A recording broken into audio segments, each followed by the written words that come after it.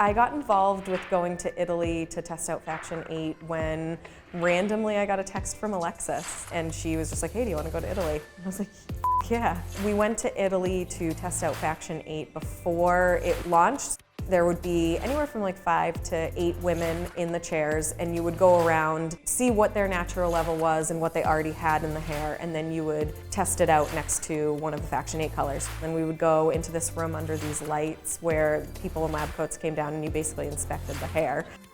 When you go to hair school, like, you basically think, like, I'm gonna be a local hairstylist and play with people's hair and do whatever. You never think I'm gonna test out hair color for a company. Like, that's insane. I am an actual stylist that got to help create part of a color line, and all the people that are involved, those are actual stylists creating products for stylists. I'm Hair Princess Steph. I am the artist. Hair is my canvas, and Pulp Riot is my paint.